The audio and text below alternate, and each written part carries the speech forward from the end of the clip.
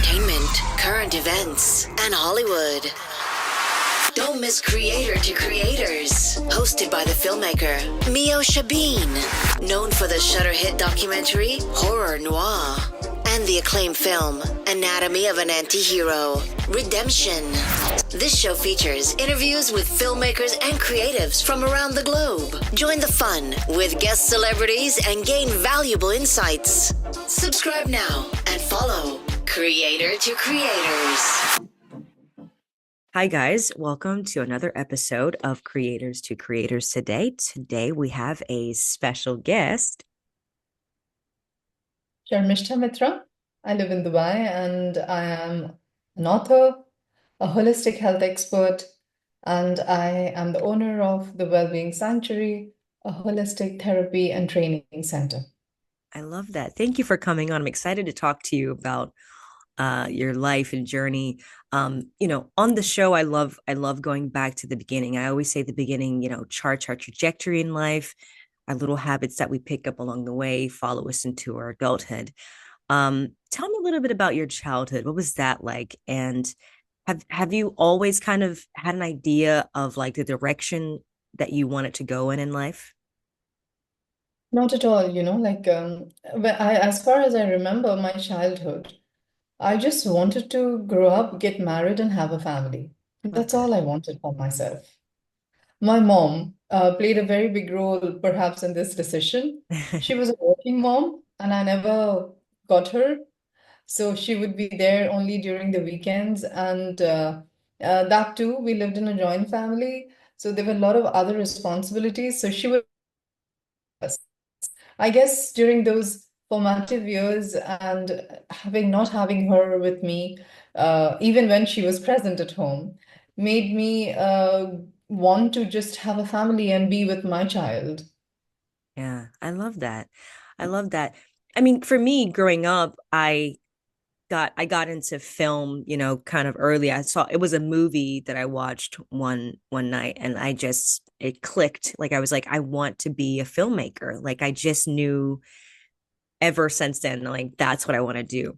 Did you so when you like what age were you when you were like, this is the path that I want to take in life as far as like 40. Wow. So when I was around that age, 38, 39, 40, I went into deep depression because my whole life, as I said, I grew up to get married and have a family. Yes. So I had focused all my energy.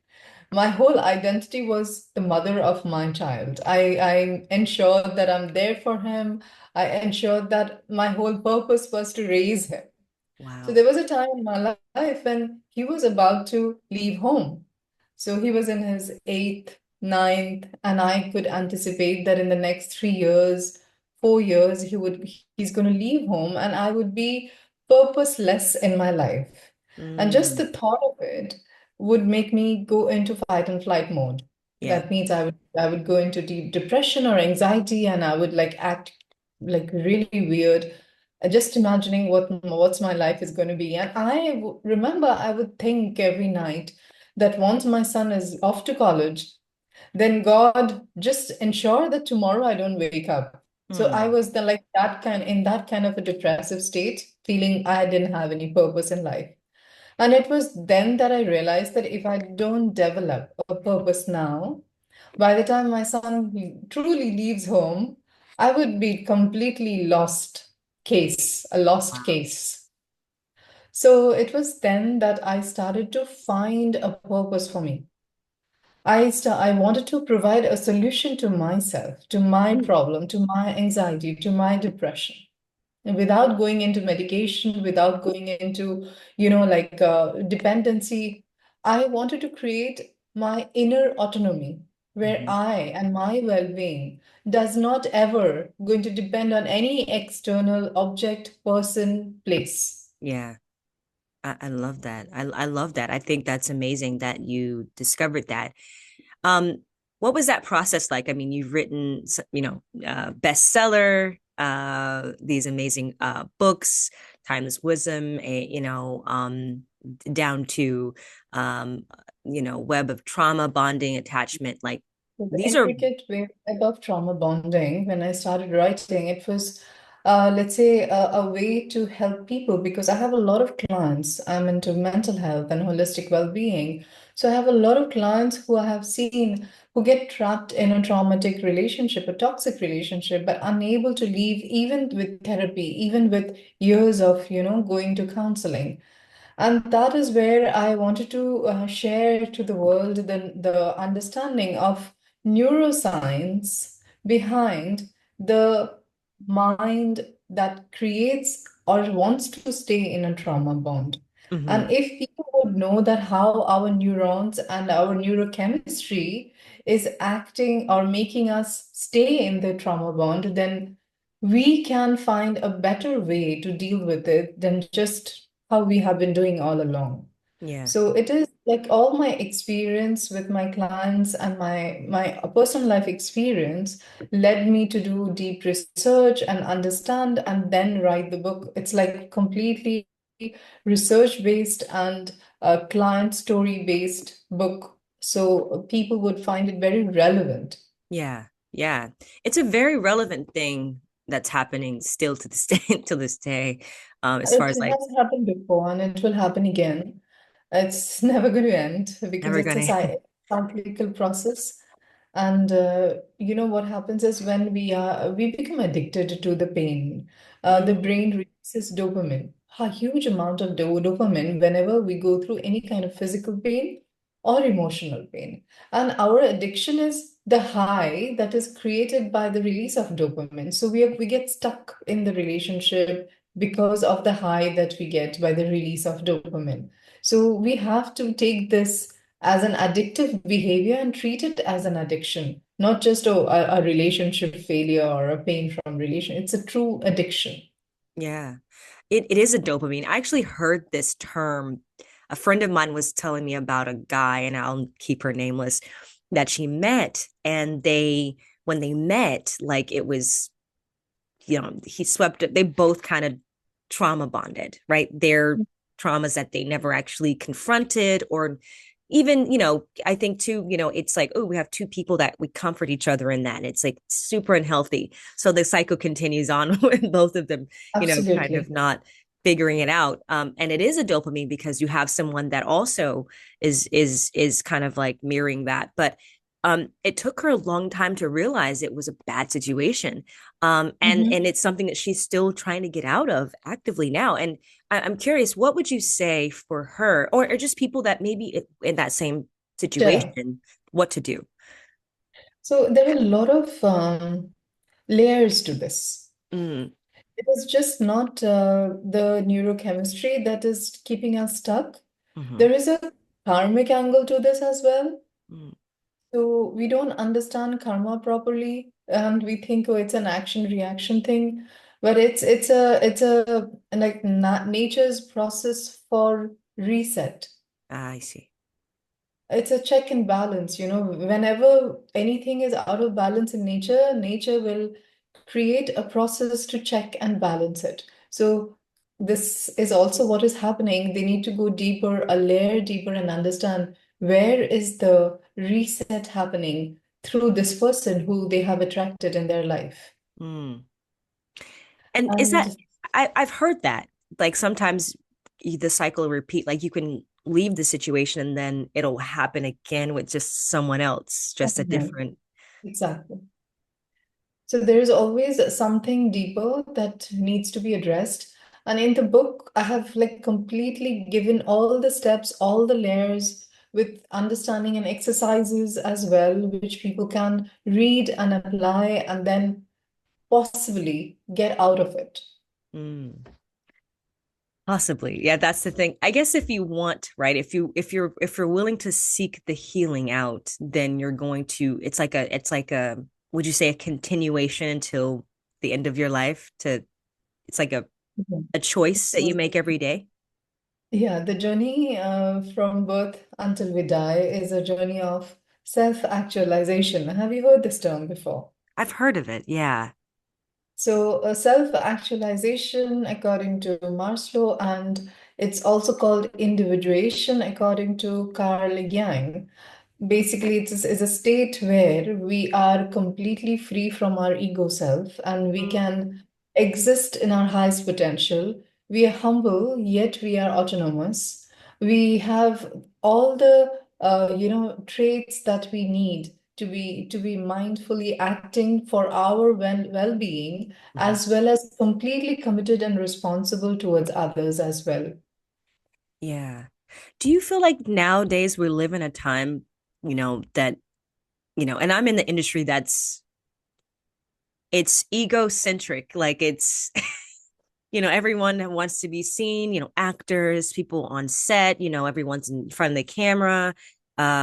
Very fast, different world that I'm in, but like, do you feel like society and also social media plays a big part on how we see ourselves and the world? Absolutely. Today's world is functioning on instant gratification, right? There is a generation that's growing up who doesn't know what is called delayed gratification.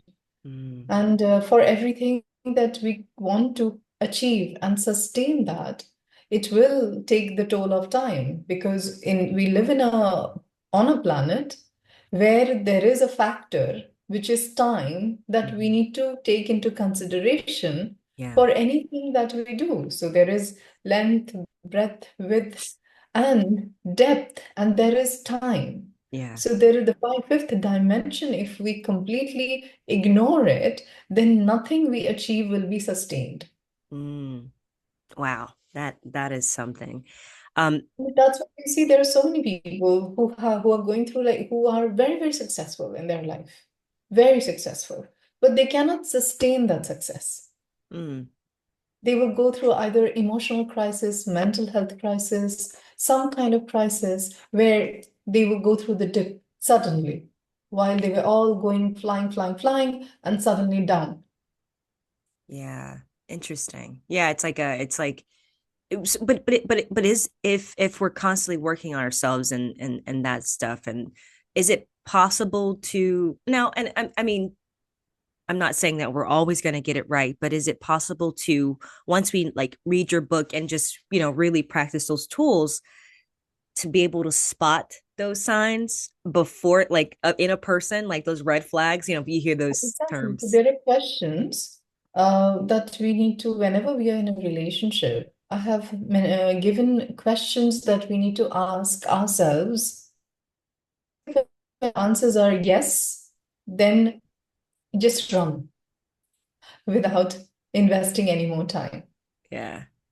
I think a lot of times people, and I've been there myself. I don't do it anymore, but I've been there where it's like, I can help this person, Yeah. and you're like, That's what we don't understand. While when we were young, between the age of 0 to 5, that's called the formative years of our life. So the brain is forming then, and the conscious mind, or the neocortex, has not yet developed. The neocortex is underdeveloped. It starts developing from the age of 6 till 20. So we don't have any rational mind. We can't analyze. We can't deduce. So we just assume and make conclusions at that age. So, if at that age you have created a belief or a self identity that when I am helpful, then I am loved. When I am, mm, then I am loved. interesting. And Interesting. for the rest of our lives, we're going to function on that. So we will attract people who are going to be needy, who would be broken, so that we can help them, we can be needed, and then we will feel, oh, this is how they're going to love us. But unfortunately, it doesn't work, because that was not the correct perception of self. Right. So it's first identifying the thing within yourself before that you can identify anything Exactly. else in someone else. That's it. So, what made you attracted to this person? There is something in you that wanted fulfillment through this person. So Hmm. whether it is their brokenness or through their whatever it was, like, I can help them, I can change them, I can make them a good person. Where Right. is it coming from? Where is it? That's a great question. That's though these are very good. I mean, yeah, I do believe that everything usually stems from childhood, like most things. 100%. There is no most. 100%. 100%. 100%. How does one, I don't know, just because, you know, a lot of times I hear this, and a lot of times I hear this too with even my friends, they're like, that's something that I dealt with when I was a kid, or have daddy issues, or I have or whatever issues. And at some point it's like, it's good to know that. How do we fix it? Before it becomes an Yeah. excuse. There are tools. There are different tools that people need to use. So, first, as an adult, the first step is self-observation. What Mm, you're talking about is observing oneself and then self-evaluation, where you're identifying that this is the issue I have, that is the issue I have, and the last step is self-correction. right, right. Self-correct. Self-correction is the process that takes the most time, the longest period of time, because we have to unlearn first what we have learned in the past. All the misconceptions that we have here needs to be unlearned in order to learn what works now. And Mm. that takes a very long time because we are so resistant Yeah, to we are. let go what we know, what we think is right. Yeah, it's very true. How does what are some things that you suggest as far as like unlearning those habits, um like tools that we should do? So there are many tools that creates neuroplasty. Neuroplasty is firing the neurons in a different pathway. So our old pathway, when we makes us think and feel the same way as we used to in the past, but when we can fire the neuron in a different way, in a different path, we start to think differently, and Mm, then we feel differently, and when we feel differently, we act differently, we take different decisions in life than we took in the past, right? All is related from our thoughts and feelings, and then finally culminating into our actions. So all the tools that happens to aid or facilitate neuroplasticity that we need to act on, like we need to use on ourselves. And like there is so many. I mean, I use a very simple method, which is anchoring. And anchoring safety, it really makes a lot of difference because whatever we have perceived as threatening or unsafe to us in the past, mm-hmm. we just need to change the perception thing as a point of safety to us. Got it. And if you can, let's say, when a child would say, "Oh, I'm going to be loved," right? And then the child would get into situations where they end up helping others all the time. Yes. But the child now is a grown-up adult, and the child also wants recognition for whatever they are helping others for, or it is an exchange, right? You help me and I help you. It's not Mm-hmm. like one-sided.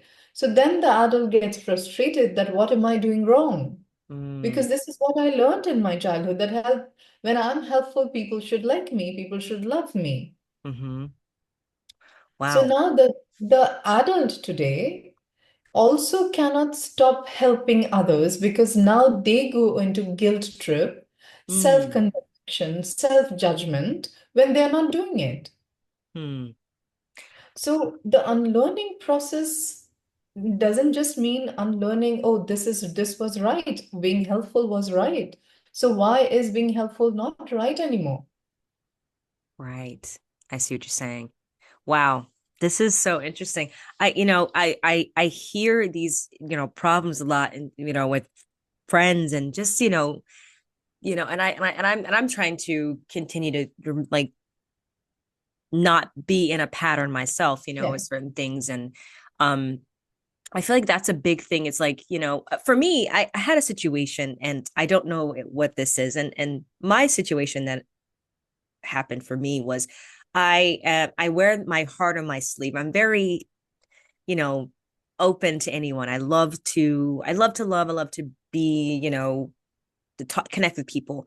But I had a situation where I thought a friend of mine who I've known a long time was someone that was, I don't know, kind of took me into consideration, as well as because I did, because that's how I see it. That's how I see the world. It's how I Mm-hmm. see my friends, how I view my friends. And I started to see that I wasn't getting that reciprocation back. Um, Mm-hmm. and I started to feel like, well, I don't know if this is actually a really healthy friendship, because I don't, you hear like it's a two-way street kind of thing. Like if I show you love, and I'm not saying I expect it back, but it would be good to have that back. Yeah, but today also something, Meosha, I see this so often Mm-hmm. that people are ashamed to say that they have expectations. Very true.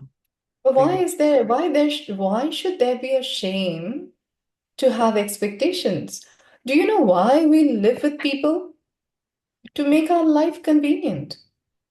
yeah, yeah, Otherwise, I would have lived in an island or on the top of a mountain or in a forest. yeah, I live with others so that my life becomes convenient. So will their life become convenient by living with me. right, right. This is the minimum expectation that we have for each other, and we will always have till the like last day in eternity. Yeah. And that's not a bad thing, right? To want that. Why should it be? Because that's the only reason why we live together. Right, right, right. That's true. I think when I think because you hear, like, if I say, hey, I don't feel like you're treating me like I'm treating you, it feels like, oh, I don't want to come off as needy or Needy. desperate or Yeah. So this is a very common misconception that people have, that we don't lay down as much as we don't lay down our boundaries, we also do not lay down our expectations. mm, And both can create backfire and come back to us because they never knew what you wanted from them. And how can you expect them to give it to you now? that's true. Very true. Good point. Great point. Yeah. Yeah. Sometimes we assume that they would know, right? I love them. I'm showing this, so they would know. But we forget that everybody's love language is different. Right. Right. So the Right. way they are loving you still, but in their love language, which doesn't feel love like love to you because your love language is different. That's why it's so important to lay down those expectations. Hey, I feel loved when you do this for me. Mm, And right. if I don't know, how will I? I'm meeting you, and you never told me how you want to feel loved. Maybe I love you to bits, but I don't know how to express it the way you want it. Gotcha. Right. Everybody has their love language, and we have to express that to that We person if have to we, keep that in mind yeah. first. And we Yeah. can't expect and assume that they would know my love language. Mm.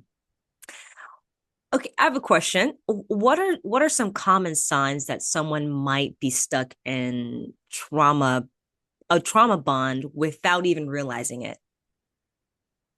So the most common sign is that they are thinking of leaving, yet they can't leave.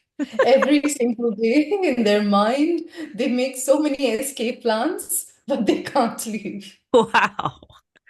Wow. Interesting. Okay. So whoever is in a trauma bond, ask them how many escape plans have they made already? Wow. Yeah, no, you're absolutely right. That's interesting. This is so good. So good. So I have so many questions. I can go forever. I have a question that I'm curious.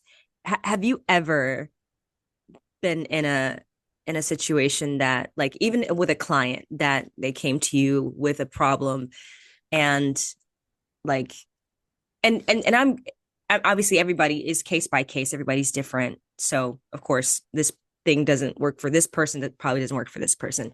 um it Has there been any like people that or clients that you've had, and it's kind of you've given them the tools, and yet they still haven't actually used the Yeah, tools that you've provided? absolutely. Okay. Absolutely. It has happened.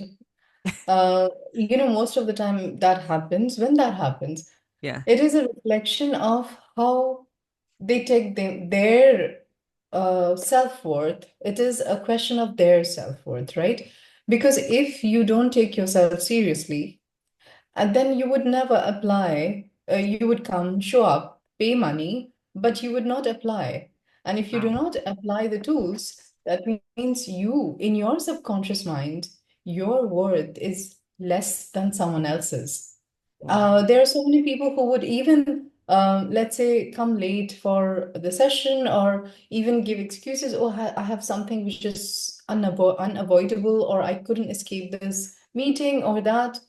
So this is just a reflection of how you, in your subconscious, find your worth. Mm. Mm-hmm. And of course, if you find your worth so less compared to every other thing that you do, then the world will be treating you in that way. And when people treat us in a way where they show that we are not worthy or our worth is less, we are Mm-hmm. hurt. That's true. Yeah. But that's what we are doing to ourselves every single day. And because we can't see our subconscious thoughts, that Mm. doesn't mean that we don't know. We can know I'm thinking about in my subconscious by how I act towards myself. Mm. Very true. How does the role, how does self-awareness play in breaking free from unhealthy attachments? Self-awareness is like, I would say, 50% of the work. Okay. Most people are not aware of, as I said, the different layers that incorporate where we are stuck. Okay. The awareness comes, oh, this is why I'm here, and this is why I have not chose something else. And now, what is my lesson to be learned here? And then once we go through that phase of learning lesson and completely accepting that this was supposed to be, and then we are at peace that, yes, I understand why this happened, Mm-hmm. what I needed to do, and now I have the tools, and it's time to move on. And you move on, right? Absolutely. Um, Really quick, I mean, by the way, for people that are listening, where can people find this book, these amazing books that you've written? Until now, I have the three books that have been published are on three different topic. One is the intricate web of bonding and attachment, which is on toxic relationships, how to break free with exercises. The next is timeless wisdom. It's a chronicle of 12 stories of real people who I have met in my life, metaphysical stories, people who could be my clients, could be family, friends, and how people who are going through their pain and their suffering, and then there is this magic, certain sparks of magic in the life that transforms the completely the dynamics of their story, and the whole paradigm shifts just because of their inner transformation. And those are short stories, all 12 short stories, and like from one phase to the other, like starting from struggle to getting into a state of complete loving yourself and understanding the deeper process of life. Love that. That's the second book. And the third book is Whispers of the Womb. It's about healing generational trauma that we store in our womb as Mm. females, as women. We go through so many womb-related disorders. Could be PCOD, PCOS, endometriosis, infertility. Could be so many other, like vaginal dryness. And all of those disorders are just not biological, Right. because the cell stores memories. Right. And the memories are activated by our today's life events. Wow. So it might be a memory that was transferred from an ancestor in the past, Mm-hmm. but it can stay dormant in within ourselves, in our cells, until an event of today, the present day person, activates the memory. Mm. So if there are a lot of, let's say, a family which they have, let's say, few girls, not all the girls have the same problem. Yeah. One of them will have, the other will have something else. So why? If it is just genetic, then everyone should have it, right? Mm-hmm. Why is it dormant in some while it is expressed in the others? Yeah. Yeah. So the whole understanding of the womb related disorders, as I mentioned, and how to heal the womb, exercise by exercise through different processes. That's what the book is all about. And Right. this is also my through my journey as a holistic therapist, how I have helped people who have come because they have problems with infertility, and they have been going through IVF, several years of failures of IVF, and then suddenly they found me, and after a few sessions, when they go for the next IVF, this time they have success. Awesome. While the previous times the IVF failed. And IVF failing, it's not just the money, it's Right. like the toll on the health, Yeah. the therapy, the hormone treatments, the injections that the woman has to go through for several months to get themselves ready for the transplant of the embryo. And Hmm. even after the transplant, it fails, the baby cannot stay in the womb. And that means not only emotional, psychological trauma, a biological trauma as well, right? Hmm. So, how we can understand this from a holistic perspective, and with awareness, with deeper understanding, we can all heal ourselves. We can get Absolutely. over these dysfunctions completely. I believe that. I know that to be true. And thank you for writing these amazing books that are helping a lot of people around the world. So thank you for sharing your knowledge with Oh, us. it's my pleasure, Like what happened, I never thought, in the beginning you had asked a question like whether I was like working towards this goal, right? Yeah, yeah, Like people had like a dream to do whatever you're doing today. You be in the media, filmmaking, etc., was something that you always wanted to do. But I never wanted to become a therapist. I never wanted to be a business owner. I never wanted to be a writer. Nothing, none of those were in my pipeline or in my dreamscape, yeah. right? So something that I felt is that because I did not have a dream for myself, dreams found me at I love different, that. at different phases of my life. I found a dream, Yeah. and it encountered me. When I became a therapist and I continued my studies for a long duration of time, like rigorous studies, basically for 10 years, studying multiple disciplines of the mind and different disciplines, esoteric disciplines, which I have learned. It was all that came by one after the other. So it was not planned, oh, I will do this and then and that, and after that, this happens. Like I finished something and then something popped up I again and love said, that. okay, let me do that. So as if, I had been flowing, and then wherever this flow led me, and it just kind of became my identity. Yeah. I love that. It's And beautiful. being an author, it was only last year. Oh, wow. From June, I started to write. From June last year, I Wow. started to. I had the idea. I put it on paper and did intensive research.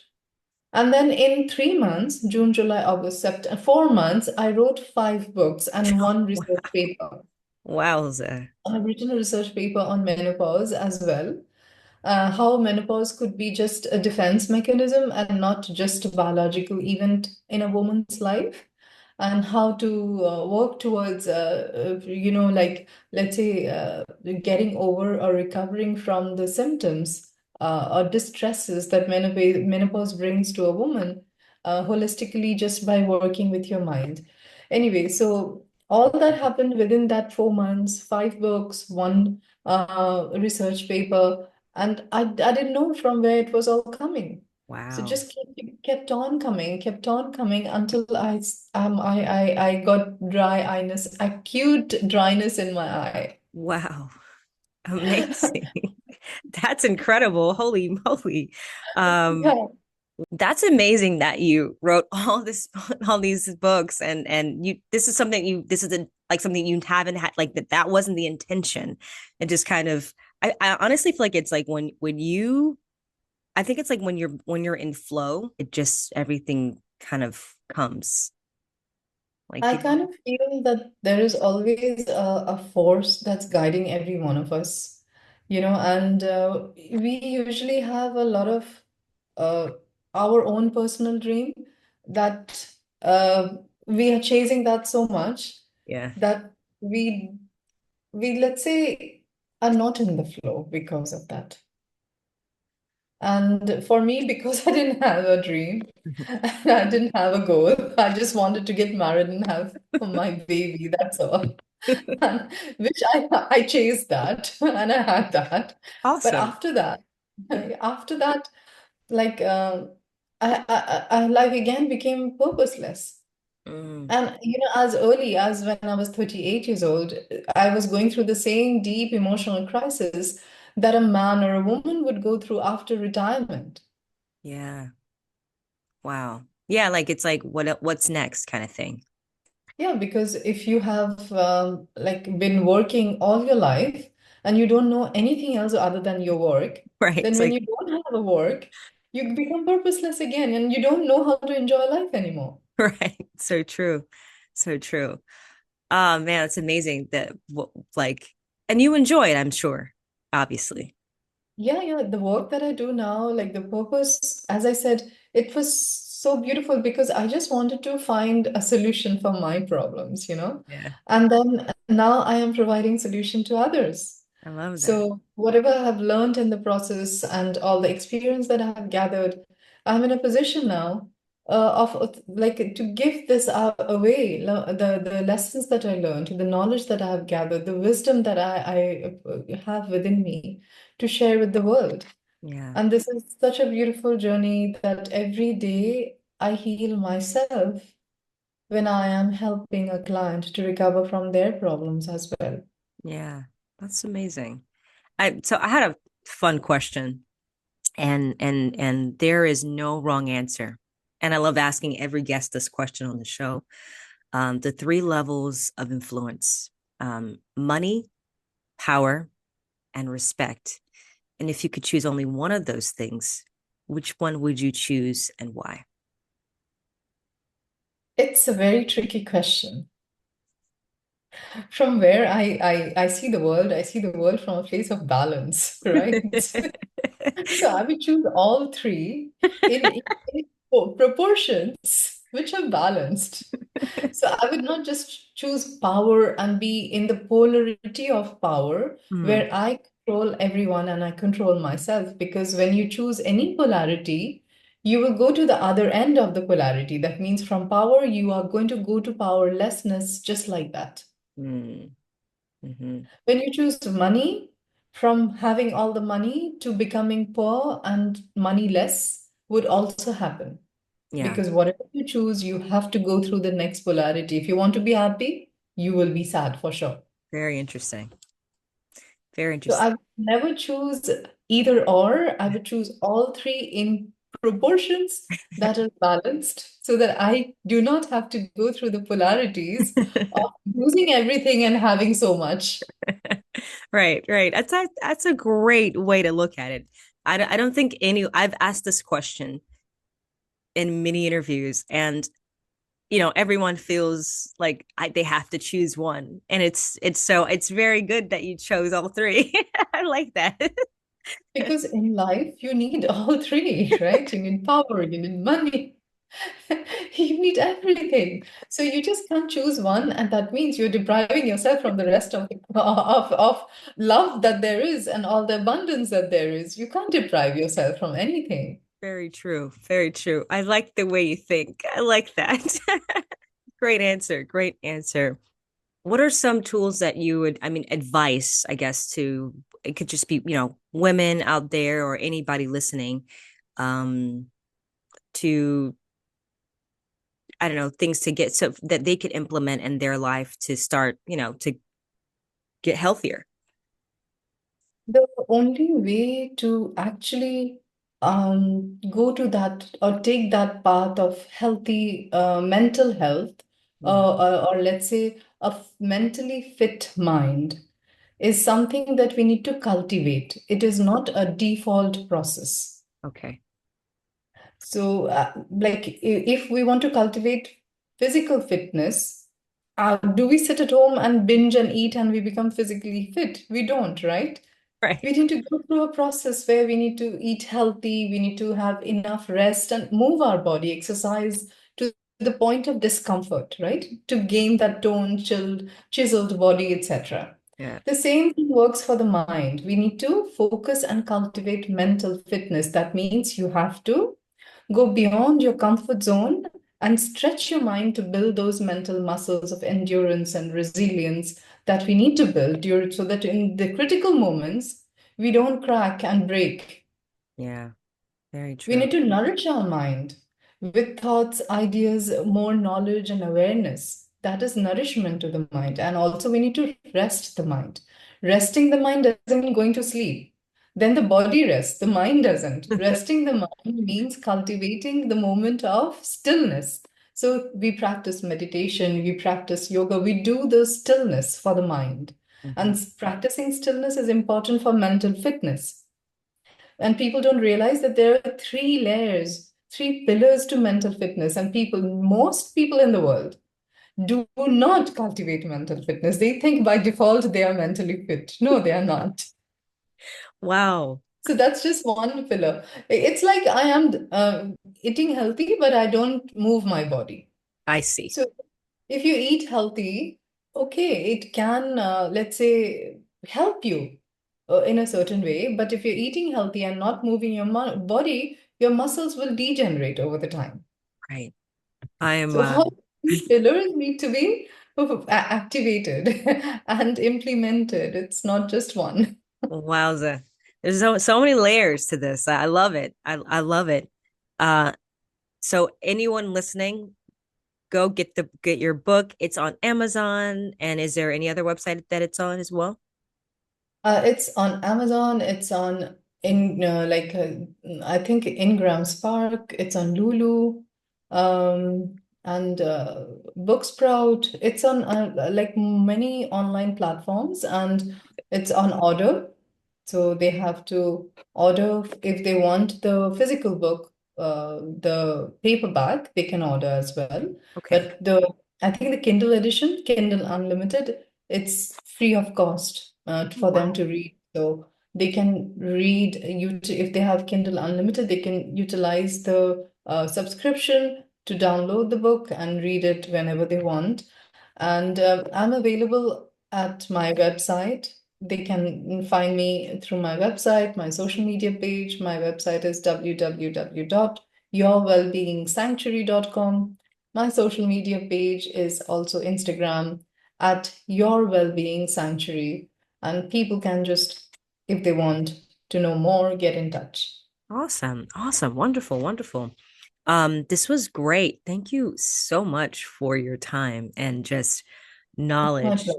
It was wonderful. Um, Thank you also for taking the time and having me on your show. absolutely, absolutely. Really quick, do you have a quote or something that keeps you going when you're, you know, not at your lowest? Yeah, yeah. I will tell you something. So, without the rapture, there would be no quest for wholeness. Hmm, I like that. So, if that means the trauma is so important, is a very, very important part of seeking wholeness. If we are not broken, then we will not seek wholeness anymore. So, the Mm, rapture is very important, and we need to honor that trauma or whichever, the cracks in us, we need to honor them absolutely. because they lit the fire inside of the quest, the thirst to know more. Those questions that pops into everyone's mind. Who am I? What do I do? Why am I going through this? Why me? So Mhm. that fire that burns within leads us finally to that path of wholeness. I love that. That's beautiful. Thank you for sharing that. That's great. That's awesome. Amazing. Thank you so much.